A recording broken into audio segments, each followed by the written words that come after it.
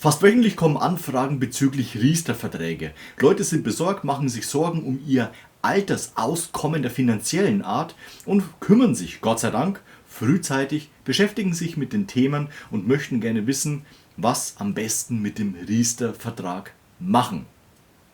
Wichtig ist hier, solltest du hoppidi hopp den Vertrag kündigen, musst du staatliche Förderungen zurückzahlen. Das ist Fakt.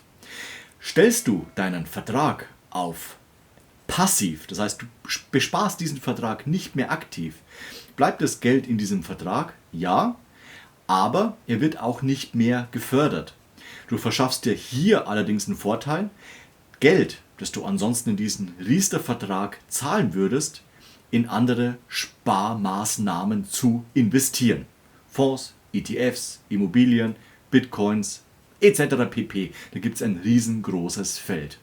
Was du allerdings nicht machen solltest, ist von jetzt auf dann zu kündigen. Man muss einfach abwägen, was macht Sinn, was macht keinen Sinn. Wichtig zu wissen ist, dass in 75% der Fälle im Alter zu Rentenbeginn nur etwa 100 Euro aus diesem Vertrag an monatlicher Rentenzahlung ausgezahlt werden. Das ist sehr, sehr wenig, vor allem wenn man Inflation bedenkt und so weiter, was sind 100 Euro noch wert? Und wichtig ist jetzt auch, dass wenn du jetzt aktiv kurz davor stehst, in die Rente zu gehen, dann kannst du dir 30% des eingezahlten Kapitals und geförderten Kapitals auszahlen lassen.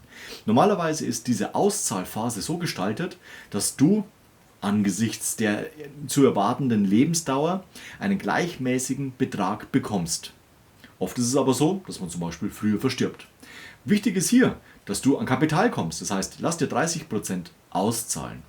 Aber du solltest auch bedenken, alles was dann noch an Zahlungen kommt, ist natürlich wesentlich weniger als zum Beispiel diese gerade erwähnten 100 Euro. Aber du bekommst 30% von dem Kapital ausgezahlt und hast erstmal Cash auf der Hand. Und da kannst du dementsprechend dann natürlich wieder neue Investitionen machen oder legst es an, fest verzinst, 3,5% etc. und kannst dieses Geld zum Beispiel verzinst. Du kannst auch jederzeit dran liegen lassen. Wenn du Geld brauchst, nimmst du dir was davon.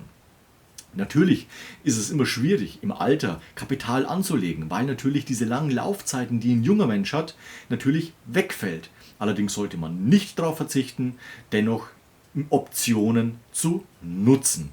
Wichtig für dich am Ende von diesem Video, nicht Hals über Kopf kündigen, du verzichtest und musst diese auch zurückzahlen, nämlich die staatlichen Förderungen.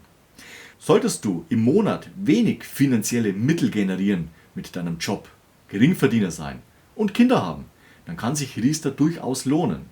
In den meisten Fällen allerdings ist Riester leider gescheitert. Es hat viel Geld gekostet, viele besparen auch ihre Verträge nicht mehr, viele haben gekündigt, viele werden kündigen.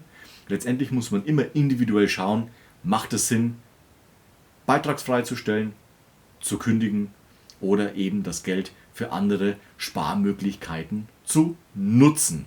Am besten holst du dir einen Fachmann an die Seite, einen Experten in Sachen Altersvorsorge, damit du eben sicher sein kannst, dass du eine Beratung bekommst, dass aufgedröselt wird und damit du auch verstehen kannst, was eventuelle Schritte bedeuten und in was du in Zukunft investieren kannst, um einfach im Alter finanziell besser aufgestellt zu sein. Mein Name ist Nico Leikam, ich bin Versicherungsmakler und wir können alle Fragen rund um Versicherungen, Anlagen, Finanzen etc. klären.